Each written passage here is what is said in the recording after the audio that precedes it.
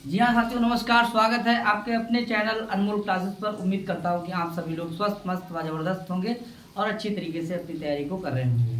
देखिए साथियों, आज है 5 सितंबर 2024 शिक्षक दिवस। शिक्षक दिवस के शुभ अवसर पर मेरी तरफ से ऐसे उन महान शिक्षकों को बधाइयाँ। ठीक है साथियों, हम लोग करेंगे आज पाणिनि, कात्यायन और पतंजलि पर चर्चा। यानी मुनित्रय हैं। कितने हैं? मुनित्रय, 3 मुनि हैं जिन पर आज चर्चा होगी और व्याकरण के बारे में थोड़ी चर्चा होगी। ठीक है, तो करते हैं स्टार्ट। बने रहिएगा हमारे क्लास में। और जिन साथियों ने अभी तक चैनल को सब्सक्राइब नहीं किया है वो कृपया चैनल को सब्सक्राइब करें, लाइक करें और अपने इष्ट मित्रों तक शेयर करें। ठीक है साथियों, तो कर रहे हैं स्टार्ट। देखिए, लौकिक,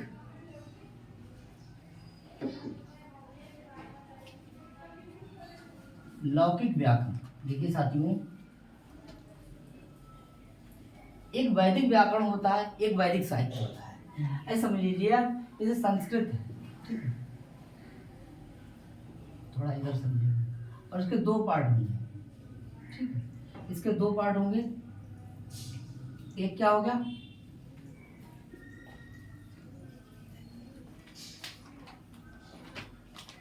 एक है वैदिक, क्या है? वैदिक। और दूसरा क्या है? लौकिक। बोलिए क्या है? लौकिक। तो देखिए, वैदिक पे वैदिक साहित्य आ जाएगा, वैदिक साहित्य, क्लियर। और क्या हो जाएगा? वैदिक व्याकरण भी हो जाएगा, क्लियर। और दूसरा क्या हो जाएगा? लौकिक साहित्य आ जाएगा और दूसरा लौकिक व्याकरण। यहाँ तक क्लियर। देखिए, संस्कृत के 2 पार्ट हो गए, कौन कौन से? एक वैदिक और दूसरा लौकिक। अब देखना है कि वैदिक के 2 भाग हो गए हैं, 1 और 2। यानी कि वैदिक साहित्य भी होता है, वैदिक व्याकरण भी होता है। ऐसे ही लौकिक साहित्य भी होता है और लौकिक व्याकरण। तो हम लोग जो चर्चा करेंगे वो करेंगे आज लौकिक व्याकरण। किस पे करेंगे? लौकिक व्याकरण। ये हमने डाला है कि देखिए, ये हेडिंग है, आप नोट कर लेंगे, लौकिक व्याकरण। ठीक है, तो लौकिक व्याकरण इसे मिटा दें जी। कोई दिक्कत नहीं। अब देखिए, व्याकरण पढ़ने के लिए हम लोगों को व्याकरण पढ़ना है। व्याकरण शब्द के बारे में जानना बहुत जरूरी है कि व्याकरण क्या है, व्याकरण क्या है। ठीक है, यानी व्याकरण पढ़ने से पहले व्याकरण शब्द को ही देखना पड़ेगा कि व्याकरण क्या होता है। ठीक है, तो डाल दीजिए व्याकरण। व्याकरण देखिए, दिख रहा है, व्याकरण, व्याकरण, व्याकरण। ठीक है, अब व्याकरण में व्याकरण शब्द की, शब्द, व्याकरण शब्द में, ऐसे शब्द में प्रकृति और प्रत्यय। व्याकरण शब्द में प्रकृति और प्रत्यय है। क्या है? प्रकृति क्या है, प्रत्यय क्या है, उपसर्ग क्या है, आगम किसका, ठीक है, ये सब चीजें देखेंगे। ठीक है, तो देखिएगा इसमें क्या है। देखिए, बी उपसर्ग है, बोलिए, आम उपसर्ग है, ठीक है। उपसर्गों की संख्या कितनी होती है? 22। आगे धातु कौन सी है? क्री धातु है। देखिए, एक धातु ऐसी होती है, ठीक है, और एक धातु ऐसी होती है। ठीक है, आगे जब हम गण बताएंगे तभी उसमें बताएंगे। देखिए, ये वाली क्या है? धातु। और देखिए, धातु का एक क्या होता है? चिन्ह। ठीक, क्लियर। आगे देखेंगे, और प्रत्यय कौन सा लगाएंगे? ल्यूट। कौन सा प्रत्यय लगाएंगे? ल्यूट। और इस तरीके से हमारा क्या बन जाएगा? व्याकरण। इसको देखिए बना देंगे तो देखिए, ये दोनों क्या है? ये हमारे क्या है? दोनों उपसर्ग। उपसर्ग है। उपसर्ग कहाँ आता है? देखिए, उप माने पहले, उप माने समीप, उप माने सहायक और सर्ग माने जुड़ना। पहले आकर के सृष्टि करना क्या कहलाता? उपसर्ग। और देखिए, ये क्या है? धातु। क्या है ये? धातु। और ये क्या है? प्रत्यय।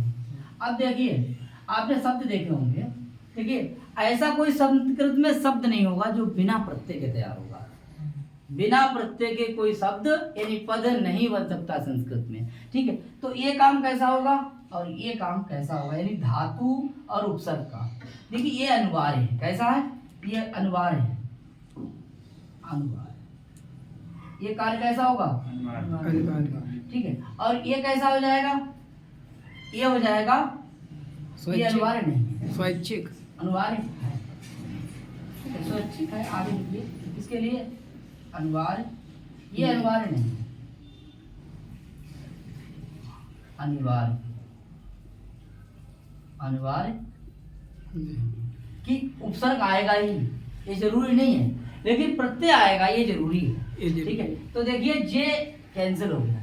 ये नहीं है कि भाई उपसर्ग आएगा ही, इसीलिए ये अनिवार्य नहीं है, और ये क्या है? अनिवार्य। ये क्या है? अनिवार्य। यानी धातु और प्रत्यय आना ये क्या है? अनिवार्य है, लेकिन उपसर्ग आना कोई अनिवार्य नहीं है। ठीक है, तो इतना देखिए, यहाँ तक कोई दिक्कत है आपके लिए? ठीक है, अब पूछेंगे, ये क्वेश्चन पूछ सकता है कि भाई व्याकरण शब्द में उपसर्ग क्या है? व्याकरण शब्द में उपसर्ग क्या है? तो देखिए, व्याकरण शब्द में बी उपसर्ग है, और क्या है? आंग। आंग। क्या है? आंग। धातु कौन सी है? क्री। क्री। और प्रत्यय कौन सा है? ल्यूट। प्रत्यय कहाँ आता है? बाद में। उपसर्ग कहाँ आता है? पहले। बीच में क्या आती है? धातु। क्लियर हो जाएगा? इस तरीके से प्रश्न आएगा। कहाँ? परीक्षा। किसमें? UP TET, UP TET, super TET, ठीक है, बीपीएससी या फिर डीएसएसबी, तमाम परीक्षाएं। ठीक है, टीजीटी, पीजीटी, जहाँ भी पूछा जाएगा अगर व्याकरण से, तो प्रश्न ऐसे ही आएगा। कोई दिक्कत है यहाँ तक? आगे देखेंगे। तो व्याकरण शब्द बन गया। अब देख लीजिए, थोड़ा इसको थोड़ा डिटेल कर दे रहे हैं।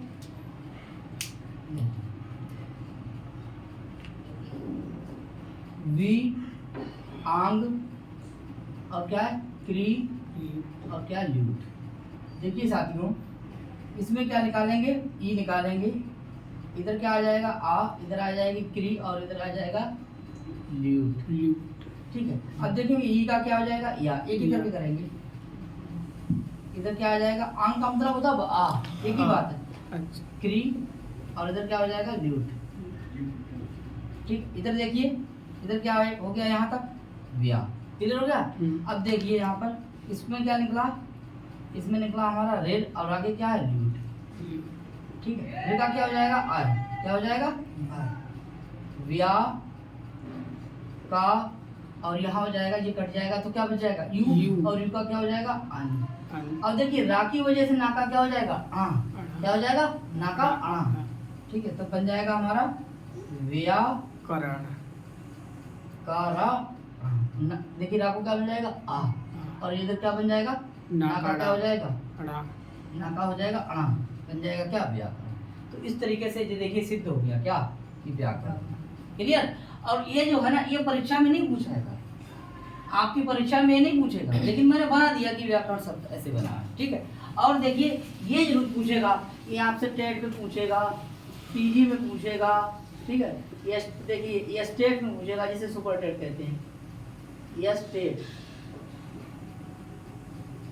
ठीक है, बीपीएससी में पूछेगा, बीपीएससी। ठीक है, इसमें 4.0। इसमें पूछेगा, क्या पूछेगा? कि भैया उपसर्ग क्या, उपसर्ग क्या है, उपसर्ग क्या है, धातु क्या है, और प्रत्यय। इतना प्रश्न जरूर जाएगा। इसीलिए है कि व्याकरण शब्द में प्रकृति और क्लियर हो जाएगा। इसे देखिए बता रहे हैं। अब देखिए, इसका अर्थ क्या होता है?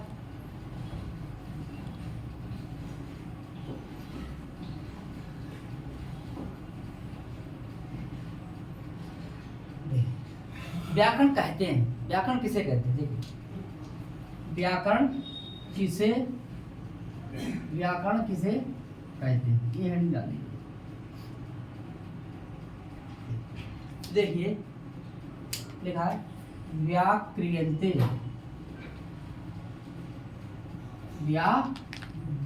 व्याक्रियन्ते, व्युत्पाद्यन्ते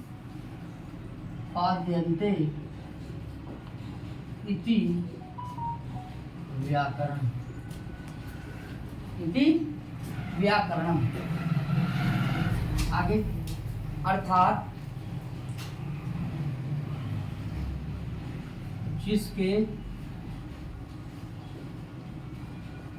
जिसके माध्यम से शब्दों की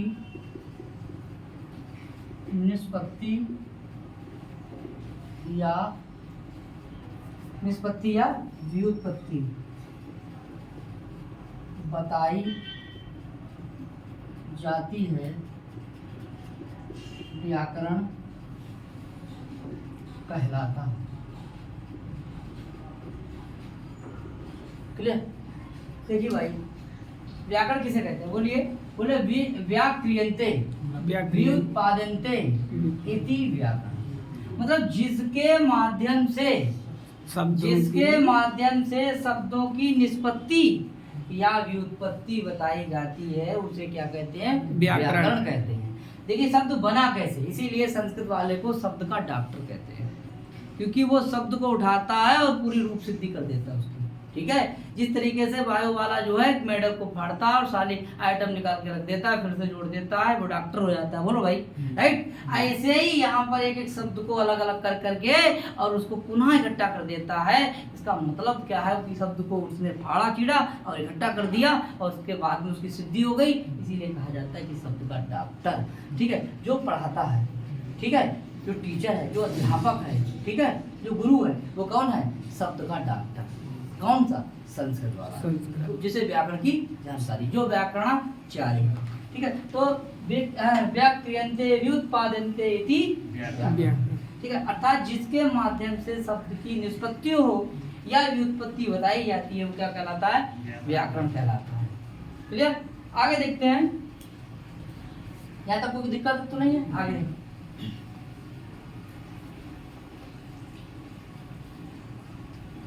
अब देखिए,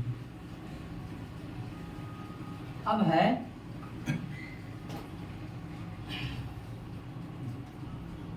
ये आपने जरूर नाम सुना होगा, मुनि त्रय। मुनि त्रय, त्रय माने तो तीन और मुनि माने मुनि। मुनि का मतलब जो मनन करे, जो चिंतन करे, वो क्या है? मुनि है। और जैसे कामी क्या है? जो काम की बातें सोचे, वो क्या है? कामी है। ऐसे ही जो मन करे, चिंतन करे, सोचे, विचारे, वो क्या है? मुनि। क्या है? तो ऐसे मुनि कितने हैं? बोले तीन। कितने हैं? तीन। तो इसको आप ऐसे भी लिख सकते हैं और इसके आप ऐसे भी लिख सकते हैं। अगर आ जाए मुनि त्रय तब भी तीन मुनि हैं, और आ जाए त्रिमुनि तब भी तीन।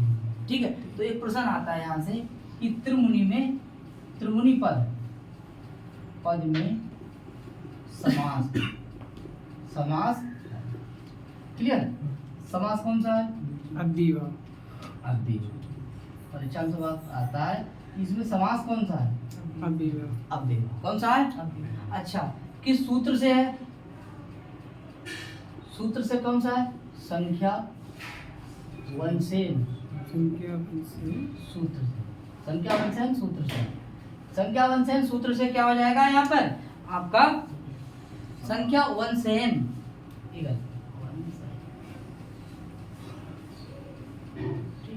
संख्या वंशेन सूत्र से एक सादे भी बना वंशयन। संख्या वंशेन सूत्र है। ठीक है, संख्या वंशेन सूत्र से क्या हो जाएगा यहाँ पर? अब देखिए मुनि कौन कौन से, देखो तीन माने तीन बताए थे, एक, दो और तीन। ठीक है, तीन मुनि बताए थे। कौन कौन से? देखिए सबसे पहले कौन है? ठीक है, दूसरे कौन से हैं? कात्यायन। तीसरे कौन से हैं? पतंजलि। क्लियर?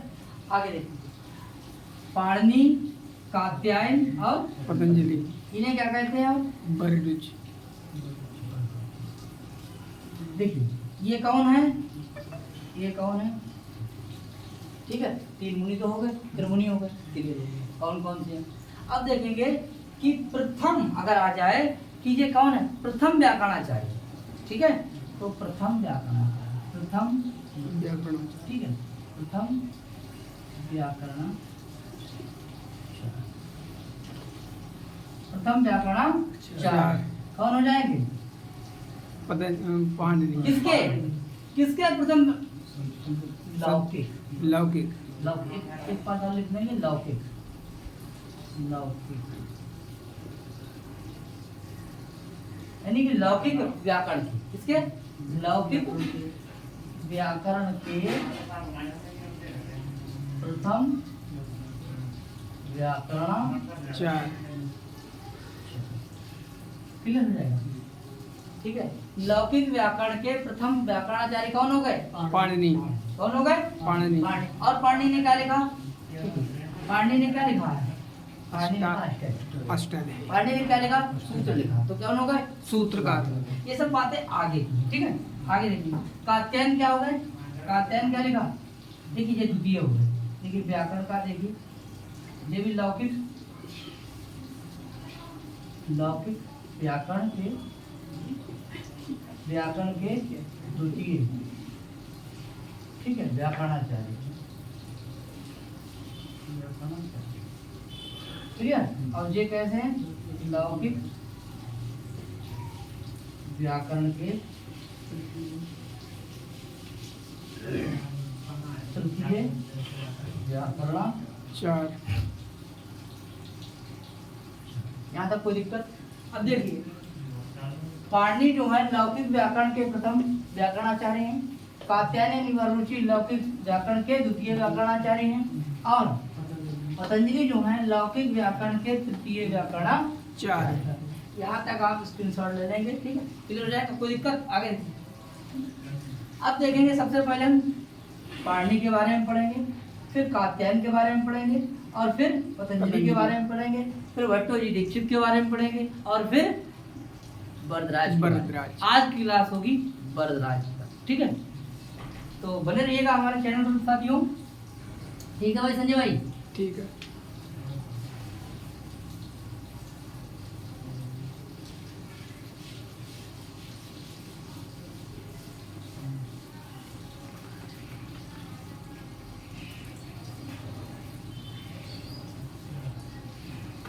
पाणिनि के बारे में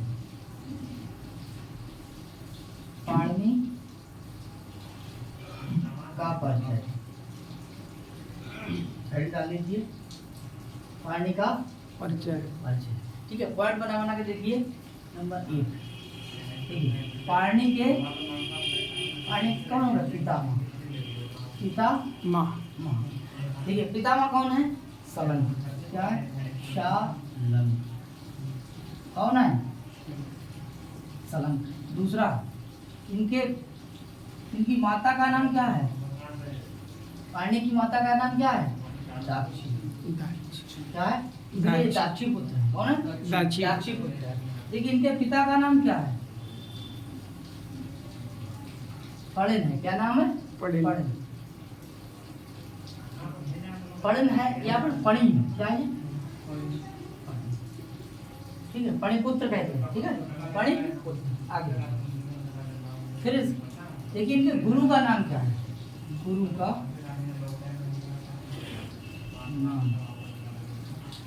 का नाम वर्ष या उपवर्ष।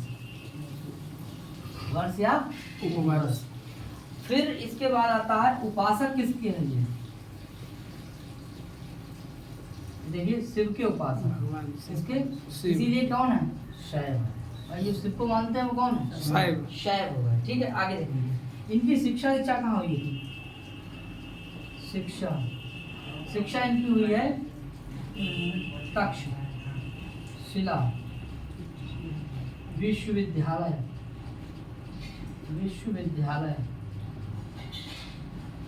तक्षशिला विश्वविद्यालय। ठीक है, यहाँ इनकी शिक्षा हुई है। और तक्षशिला कहाँ है? पाकिस्तान में। हाँ, ठीक, पाकिस्तान में। ठीक है, तो जो सालातुर के निवासी सालातुर। ठीक है, कहाँ क्या है? सालातुर। और देखिए अटक जिला है। क्या? अटक जिला दिखाई दे रहा है जी? अटक जिला सालातुर है। यानी अटक जिला, पहले कर लीजिए। अटक जिला सालातुर जो है उनका गाँव सालातुर ग्राम। देखिए अब देखिए पाणिनि का परिचय। ठीक है, पितामह कौन है? सलंग। माता कौन है? दाक्षी। पिता कौन है? पणिन। ठीक है, पणि यानी पणिपुत्र भी कहलाएंगे। ये पणिपुत्र। पढ़ के हैं पुत्र। पढ़ी के पुत्र हैं, ठीक है। आगे देखिए जैसे दामोदर नरेंद्र दामोदर दास मोदी, ठीक, आप समझ लो, पिता का नाम जोड़ दिया, ठीक है। आगे देखिए ऐसे ही देखिए क्या गुरु का नाम क्या है? वर्ष या वर्ष, उपवर्ष। उपासक किसके? शिव के, शिव। इसलिए कौन है? शैव। शिक्षा दीक्षा कहाँ हुई थी? तक्षशिला विश्वविद्यालय में। और देखिए निवासी कहाँ के? अटक अटक जिला के जिला सालापुर ग्राम में, जो इस समय वर्तमान में कहाँ है? पाकिस्तान। पाकिस्तान कहाँ है? पाकिस्तान, लाहौर में। कहाँ है? लाहौर, लाहौर। पाकिस्तान।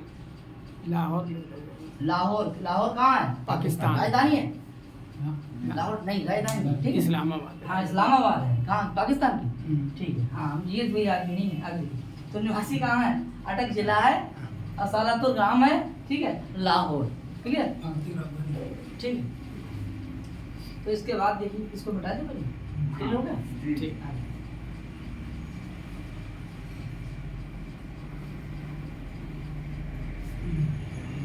अब क्या रह गया?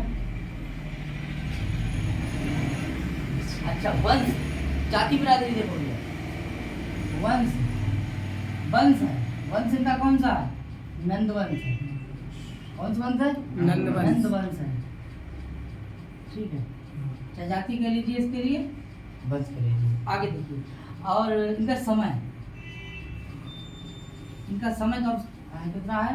देखिए अगर इनका समय दो लोगों के हिसाब से है, वैसे इनका समय है 500 से 400, ठीक है। वासुदेव शरण अग्रवाल के अनुसार, वासुदेव शरण अग्रवाल के अनुसार इनका कितना है? 400 से 500 से 400 ईसा पूर्व, ठीक है।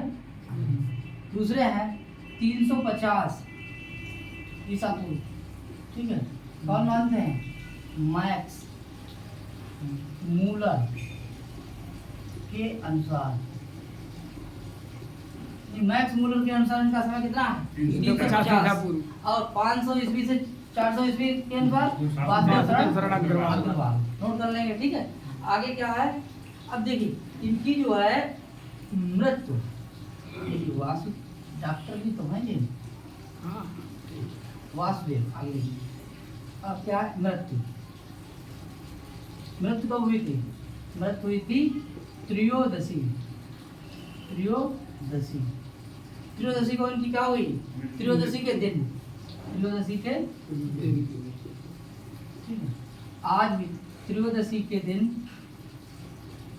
त्रयोदशी के दिन आज भी व्याकरण पढ़ते, त्रयोदशी के दिन आज भी हम लोग व्याकरण पढ़ते पढ़ाते नहीं हैं, क्लियर। क्योंकि जिस दिन गए थे कौन? पढ़ने के लिए, तो आज भी यानी त्रयोदशी के दिन ये, ठीक है, त्रयोदशी के दिन आज भी हम लोग व्याकरण को न पढ़ते हैं ना पढ़ाते हैं, क्योंकि कौन चले गए थे?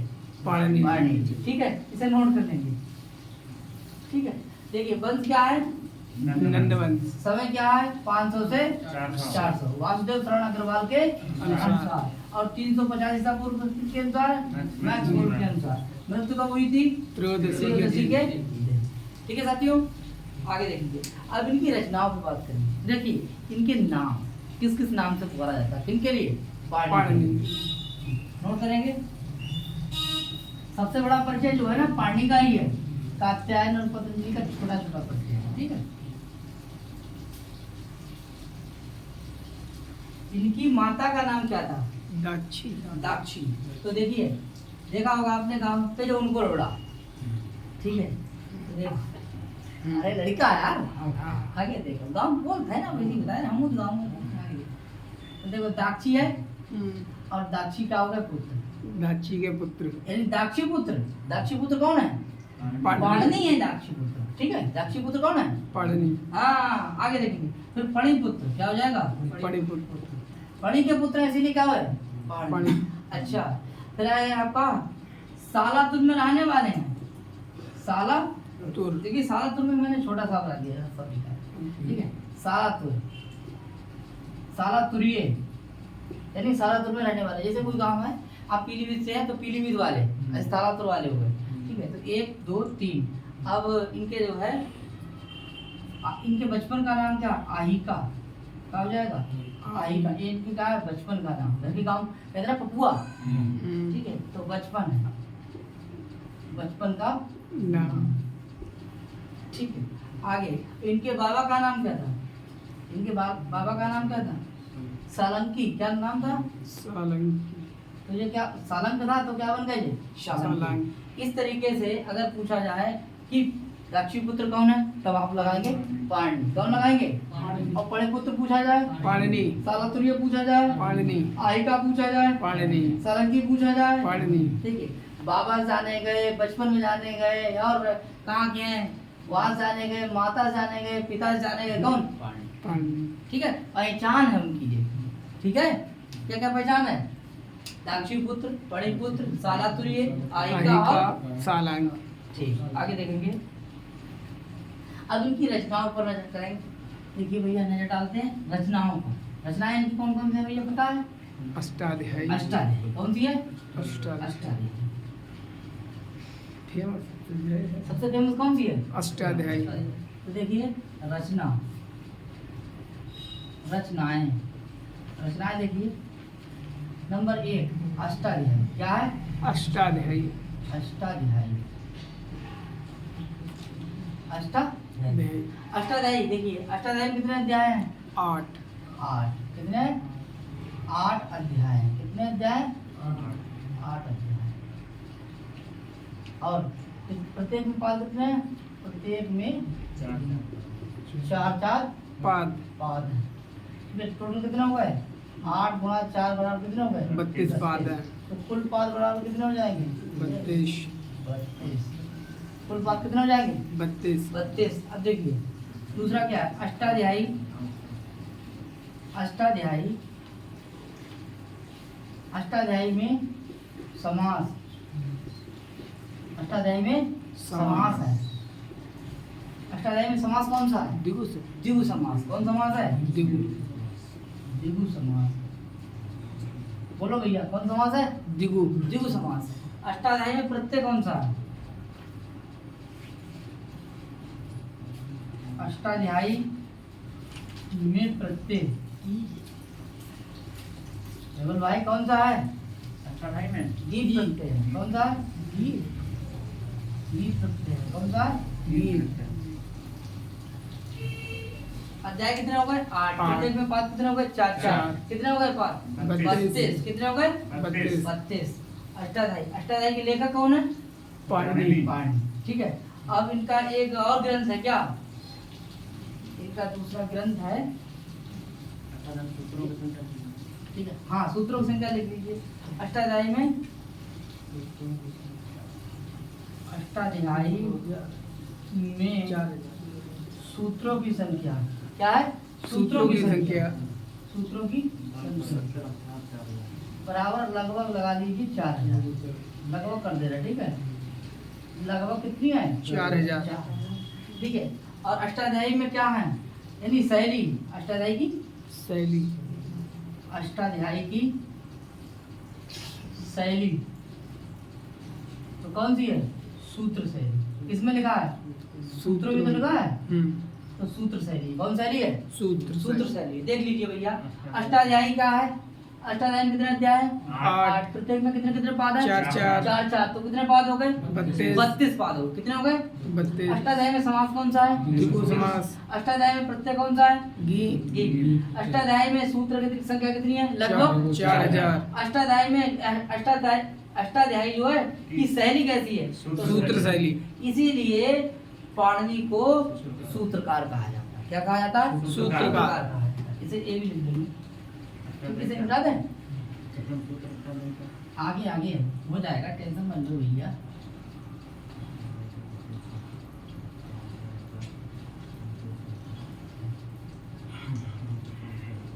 अब देखना है नोट, इसलिए पाणिनि जी को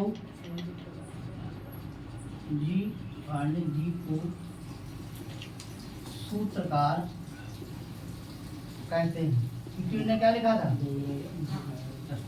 अष्टाध्यायी में क्या लिखा था? सूत्र, इसीलिए क्या कहते हैं? सूत्रकार। सूत्रकार। ठीक है, नोट कर लेंगे। आगे अष्टाध्यायी यानी जगत माता ग्रंथ है, बराबर कौन सा है? अष्टाध्यायी। क्लियर? अगर आ जाए जगत पिता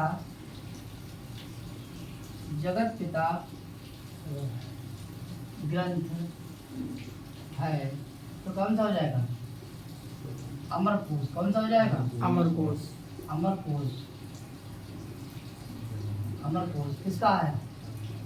अमर सिंह का। किसका है? अमर सिंह। ये जगत पिता ग्रंथ कौन सा है? अमरकोश। और जगत माता अष्टाध्यायी। क्लियर हो जाएगा? अब देखिए इसके आगे क्या है?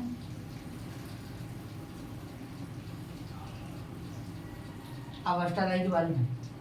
अष्टाध्यायी में क्या सूत्र हो गए? ठीक है, अष्टाध्यायी का पहला सूत्र, अष्टाध्यायी का प्रथम सूत्र है क्या है? वृद्धि राधेज। एक पहले अध्याय के पहले पाद का पहला सूत्र। ठीक है, गलती मत करना, वृद्धि रेश ही नहीं होगा, वृद्धि राधे। ये कैसा सूत्र है? संज्ञा सूत्र। कैसा सूत्र है? संज्ञा सूत्र। क्लियर? आगे देखिए अष्टाध्यायी का अंतिम सूत्र क्या हो जाएगा? अंतिम सूत्र क्या है? सूत्र है और देखिए छोटा आ बनाएंगे ध्यान से। ठीक है, ये आ ये क्या है? अंतिम सूत्र। क्लियर? आगे देखेंगे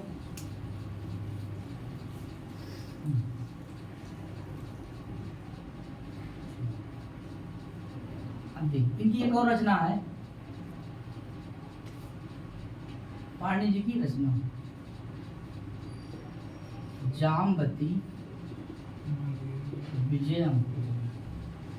इसे क्या कहते हैं हम? पाताल विजयम। इसे क्या कहते हैं? पाताल विजयम। ठीक है, अगर परीक्षा में आता है कि जामवती विजयम किसकी रचना है? पाणिनि की। इसे कहते हैं क्या है? पाताल विजयम। क्या कहते हैं? पाताल विजयम।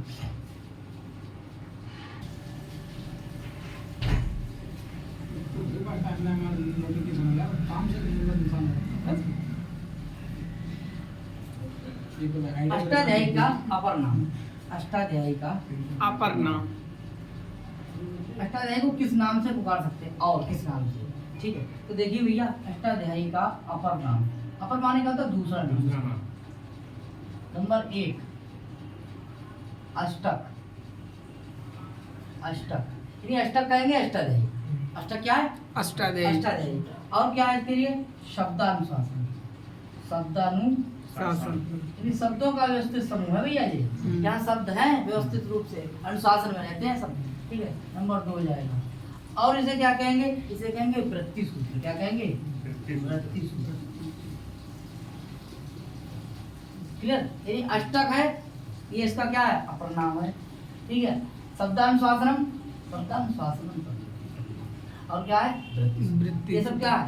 अष्टाध्यायी के अपर नाम। ठीक है, अब देखिए इसके आगे क्लियर हो जाएगा? अष्टाध्यायी पर जो टीका है बहुत इंपॉर्टेंट, लिख लीजिए अगर आ जाता है, क्योंकि ये क्लास जो है वो आपकी टेट की भी है, सुपर टेट की भी है, बीपीएससी की भी है, टीजीटी की भी है। आपका जो ना आधार सबका है, बराबर है। ठीक है, तो कुल मिलाकर लिख लीजिए कौन सा? अष्टाध्यायी की, यानी कि अष्टाध्यायी पर टीका। अष्टाध्यायी की टीका पूछ लेगा और ज़्यादा कठिन नहीं ले पाएंगे, सरल जो आने वाली है। आगे देखिए, तो पहले जो टीका है वो कौन सी है? काशिका। कौन सी है? काशिका। और काशिका टीका जो है वो इम्पोर्टेंट है। किसकी है? जयादित्य। यानी जयादित्य और वामन। जयादित्य और वामन दो लोग हैं। ठीक है, जयादित्य अलग है और वामन अलग है। ठीक है, जय आदित्य का नाम से जय आदित्य, लक्ष्मीकांत प्यारेलाल। जय आदित्य और लक्ष्मीकांत प्यारेलाल। लक्ष्मीकांत अलग है, प्यारेलाल अलग है। तो कांस्का टीका जो है वो किस पर है? अष्टाध्यायी पर। और एक और टीका है कौन सी? शब्द कौस्तुभ। कौन सी है? शब्द कौस्तुभ। शब्द कौस्तुभ है, कौस्तुभ, शब्द कौस्तुभ है। और शब्द कौस्तुभ लिखी किसने है? ये भट्टोजी दीक्षित ने। किसने लिखी है? भट्टोजी दीक्षित। भट्टोजी दीक्षित, ये दीक्षित जी की, भट्टोजी दीक्षित। क्लियर? और काष्ठा किसने लिखी है? जय आदित्य और बामन। ठीक है साथियों, ये था परिचय आपका किसका? पाणिनि का। ठीक है, अगर कुछ रह गया हो उसके लिए है भाई क्षमता। ठीक है, आगे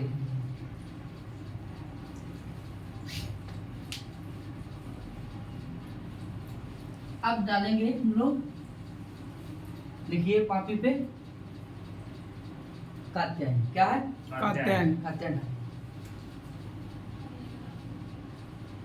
और कात्यायन का देखिए दूसरा नाम यानी अपर नाम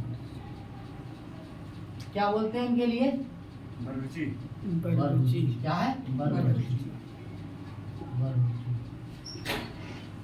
ठीक है, आगे क्या है? वररुचि। ठीक है, वररुचि का लीजिए तभी कात्यायन। ठीक है, ये नाम जो है ना स्कूल में लिखवा दिया हुआ, ये गांव में से हुआ है। ठीक है, समझ रहे हैं? जी समझ गए। समझ गए, सही। आगे देखिए, तो देखिए अब देखिए इनने क्या लिखा था? वार्तिक। क्या लिखे थे? वार्तिक। इसीलिए कौन है? वार्तिककार। कौन है? वार्तिककार। भाई जो चीज लिखेगा वही कार है। ठीक है, उसके आगे कार लगा दीजिए आप, तो वार्तिककार क्या हो गया? यानी वार्तिक को लिखने वाले। इसीलिए क्या हो गए? वार्तिककार। सूत्र लिखने वाले सूत्रकार। ठीक है, और इनने वार्तिक लिखे थे। वार्तिक किसमें लिखे हैं? वार्तिक जो लिखे हैं वो देखिए किस पर लिखे हैं? पहले वार्तिक देख लीजिए। वार्तिक जो है गद्य में भी है और पद्य में। इनके वार्तिक जो है वो गद्य में है और किसमें है? पद्य। गद्य प्लस पद्य दोनों में है। क्लियर? और किस पर वार्तिक लिखे? यानी कि अष्टाध्यायी पर। अष्टाध्यायी पर कात्यायन ने वार्तिक लिखे। क्या लिखे? वार्तिक लिखे। ठीक है, अब साथियों अगर आएगा कि 1200 सूत्र पर 1250 सूत्र पर लिखे थे 4000 वार्तिक। ठीक है, तो ये प्रश्न थोड़ा मतलब जो है डीपली हो जाएगा, इसको नहीं। ठीक है, ये टीजीटी लेवल का हो जाएगा। ठीक है, इतना लिखेंगे ऐसा ही आएगा। तो अपर नाम क्या हो जाएगा? बररुचि। वार्तिककार कौन है? कात्यायन। और देखिए वार्तिक किसमें है? गद्य और पद्य। अब देखिए अष्टाध्यायी पर कात्यायन ने क्या लिखी? वार्तिक। क्लियर? कोई दिक्कत यहाँ तक? आगे देखिए, इनका समय जरूर पूछा जाएगा। इनका समय क्या है? समय, इनका समय क्या है? देखिए इनका समय जो है वो 400 ईस्वी से ईसा पूर्व से 300। क्लियर? आगे देखेंगे। नोट हो गया जी। अच्छा, बता दें से इनका अपर नाम क्या है? बररुचि। अच्छा, इनने क्या लिखा है? वार्तिक। वार्तिक। और इन्हें रचना लिखी है, बहुत इम्पोर्टेंट, कात्यायन की रचना। इनकी रचना का नाम क्या है बताइए साथियों? क्या? इनकी रचना का नाम क्या है? एक इनकी रचना जो है वो स्वर्गारोहण है। क्या है? रोहण। रोहण। इस स्वर्गारोहण के लेखक कौन है?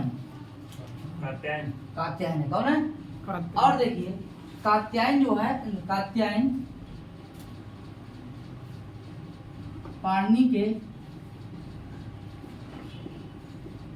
समकालीन है, उनके साथी है ये।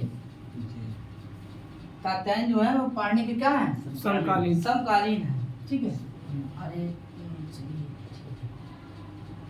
अब क्या है? कात्यायन लिख लीजिए।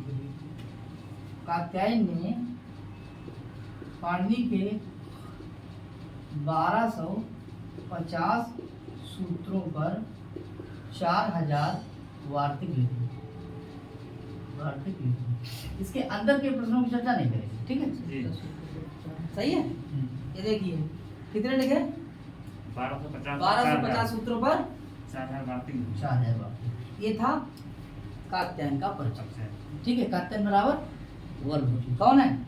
वररुचि। चाहे कात्यायन का लीजिए चाहे वररुचि। तो स्वर्गारोहण के लेखक आ जाता कात्यायन। कात्यायन किसके कालीन थे? समकालीन थे पाणिनि। पाणिनि। और कात्यायन ने पाणिनि के कितने सूत्रों पर लिखा था?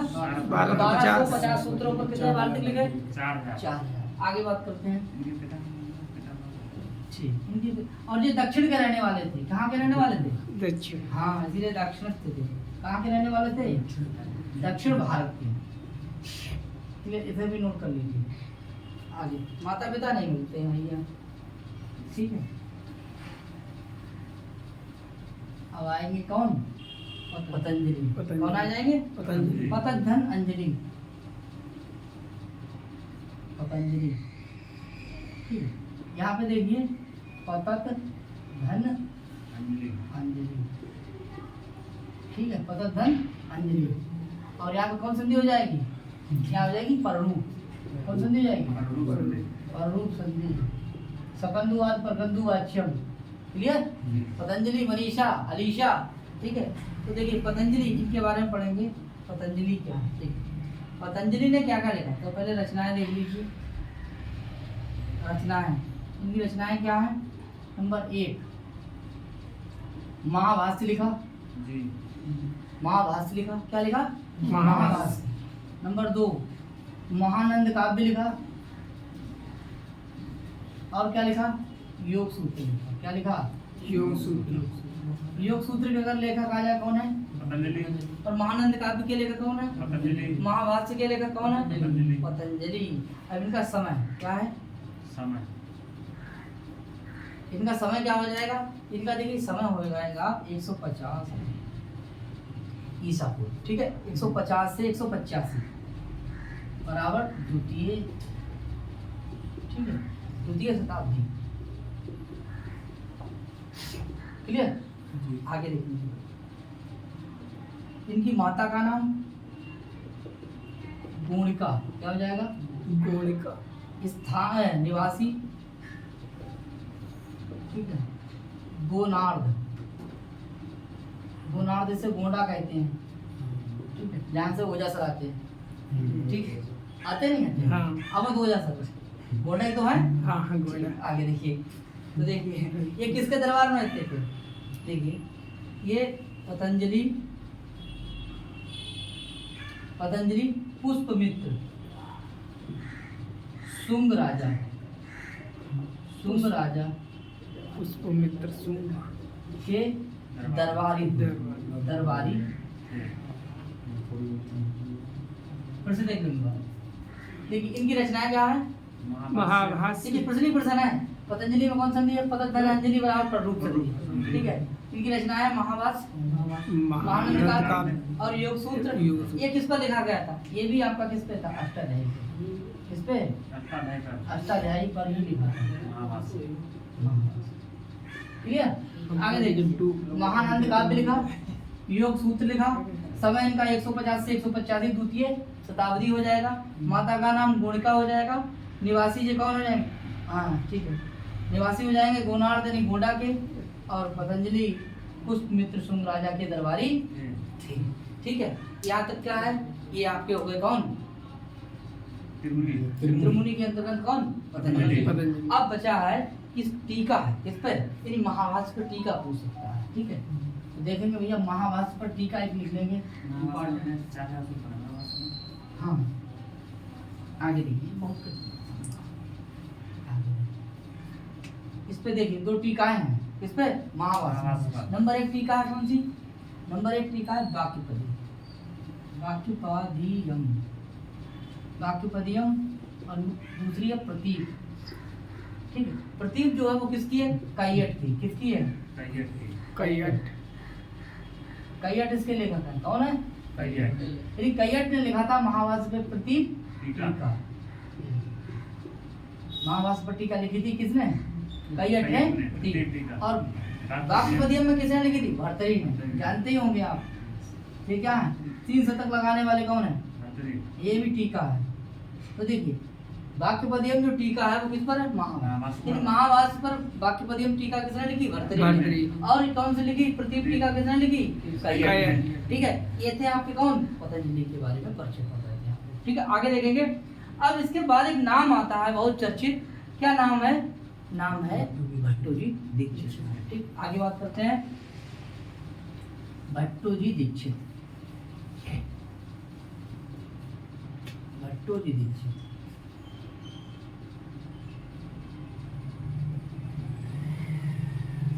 और भट्टोजी दीक्षित ने देखिए नंबर 1 इनकी रचना देखिए। इन्हें लिखा था सिद्धांत कौमुदी। सिद्धांत कौमुदी। कितना में लिखी थी? 1930। अभी जल्दी लिखी है 1930 में। ठीक है, इनके शिष्य का नाम क्या है? शिष्य का नाम कौन है? वरदराज। वरदराज वरदराजाचार्य। ठीक है, आगे और इनने क्या लिखा था? ठीक, इतना ही परिचय पढ़ेंगे किसका? भट्टोजी दीक्षित। आगे देखेंगे सिद्धांत कौमुदी रचना हो गई, इतने में लिखी थी, इनके शिष्य हो गए। ठीक, हाँ इन्हें क्या कहते हैं? एक पॉइंट और है, चलो ये वृत्तिकार है। हाँ इन्हें वृत्तिकार कहते हैं। बड़े आपको वृत्तिकार। ठीक, यानी पाणिनि को क्या कहते हैं? सूत्रकार। ठीक है, कात्यायन को कहते हैं वार्तिककार और इन्हें क्या कहते हैं? वृत्तिकार। ठीक, और उन्हें क्या कहते हैं? भाष्यकार। चारों लिख देते हैं। ठीक है, हो गया यहाँ तक क्लियर? आप देखिए अब है वरदराज। कौन है?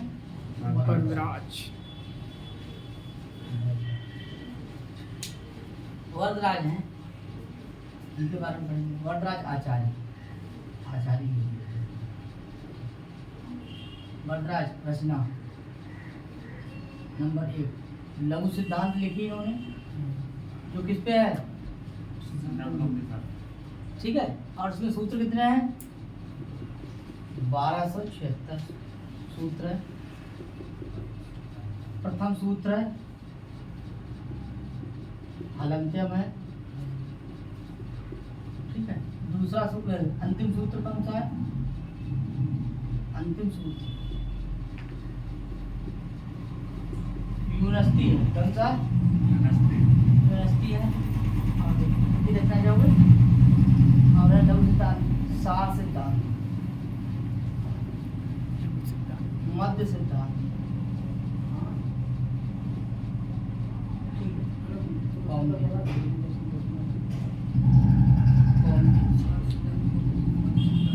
ठीक, सार सिद्धांत कौमुदी, मध्य सिद्धांत कौमुदी, ये सब क्या लिखा था? रचनाएं। ये सब इनकी क्या है? रचनाएं। क्लियर हो जाएगा? आगे देखिए, वरदराज जो है वो किनके समकालीन थे? देखिए, ये देखिए शिष्य थे भट्टोजी दीक्षित के। शिष्य थे। भट्टोजी दीक्षित जी के शिष्य थे। इनके गुरु का नाम क्या है? गुरु का नाम ऐसे ही प्रश्न आ जाएगा। गुरु का नाम क्या है? भट्टोजी दीक्षित के शिष्य थे। और अगर गुरु का नाम क्या आ जाए तो देखिए ये प्रश्न था, थोड़ा घुमा दिया। भट्टोजी दीक्षित। क्लियर? अगर भट्टोजी दीक्षित जो है इनके क्या है? गुरु हैं। क्लियर? गुरु का नाम हो जाएगा। और भट्टोजी दीक्षित के ये कौन है? शिष्य। और ये समकालीन किसके हैं? तो देखिए आगे ना तक हो गया जी।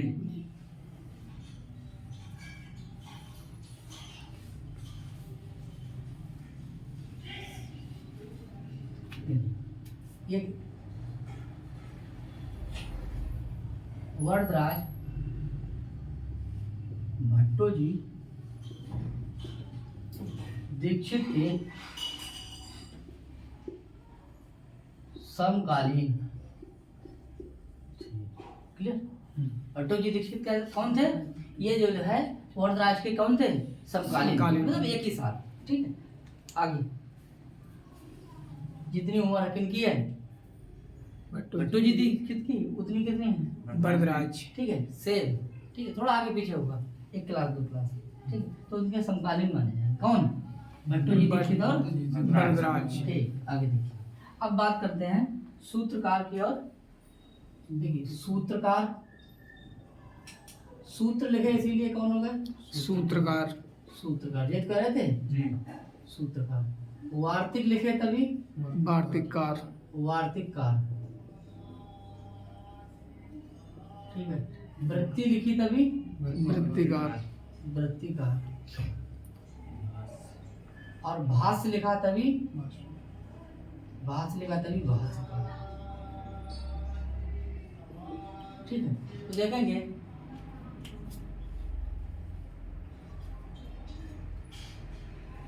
सूत्रकार कौन है? पाणिनि। क्लियर। और पाणिनि, और ये कौन हो गए? कात्यायन। आगे वृत्तिकार कौन हो गए? भट्टोजी दीक्षित। भट्टोजी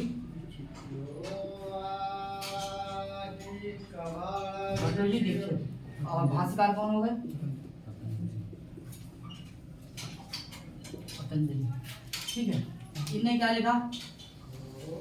अष्टाध्यायी लिखा। इनने क्या लिखा? वार्तिक लिखे। वार्तिक। स्वर्गारोहण लिखा, ठीक है। आगे और क्या लिखा? वृत्ति लिखी। तो वृत्तिकार ने क्या लिखा? इनने भट्टोजी दीक्षित सिद्धांत कौमुदी लिखा। सिद्धांत कौमुदी। क्लियर। जी। आगे ये क्या है? व्याकरण ग्रंथ है। व्याकरण ग्रंथ। आगे देखिए भाष्यकार ने क्या लिखा? महाभाष्य। महाभाष्य। और भी कुछ लिखा है, नंद काव्य भी लिखा, महानंद काव्य, महानंद काव्य। और क्या लिखा? योग सूत्र लिखा, ठीक है। ठीक। और इन्हें क्या लिखा? वाज सनेई संहिता भी लिखा साथ में। वाज सनेई संहिता के अगर लेखक पूछा जाए तो कौन है? कात्यायन। ठीक है। तो देखिए ये सूत्र लिखा तो सूत्रकार, वार्तिक लिखे वार्तिककार, वृत्ति लिखे वृत्तिकार, और भाष्य लिखा भाष्यकार। सूत्रकार पाणिनि, वार्तिककार कात्यायन, वृत्तिकार भट्टोजी दीक्षित, भाष्यकार पतंजलि, अष्टाध्यायी का लिखा। इसीलिए फेमस हो गए कौन? पाणिनि, क्योंकि इन्हें लिखी क्या? अष्टाध्यायी। इसीलिए फेमस हो गए, तभी सूत्रकार कहने लगे। इनने क्या लिखे? वार्तिक लिखे, स्वर्गारोहण लिखा, वार्षिक संहिता लिखी, इसीलिए कात्यायन फेमस हो गए। उनके 4000 सूत्रों पर लिखे क्या? वार्तिक। आगे देखेंगे सिद्धांत कौमुदी लिखने वाले व्याकरण ग्रंथ की कौन है?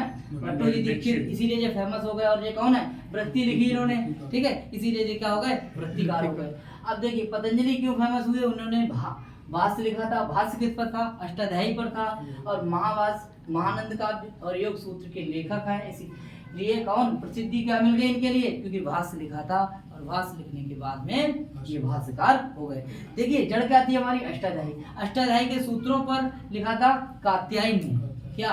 वार्तिक, इसीलिए ये फेमस हो गए, ठीक है। उनके जो सूत्र थे, जहां जहां पे कमियां थी, किसकी? पाणिनि की, और उसको पूरा किसने किया था? कात्यायन, ठीक है। अब उसके बाद में इसी अष्टाध्यायी पे भाष्य लिख दिया, क्या? इस पे भाष्य लिख दिया महाभाष्य, किसने? पतंजलि ने। ये भी फेमस हो गए। और बाद में इन सब के बाद में शंकराचार्य आए, जिन्होंने शारीरिक भाष्य लिखा। ठीक है साथियों, तो आज के लिए इतना ही, फिर मिलते हैं, ठीक है। बहुत बहुत धन्यवाद, नमस्ते।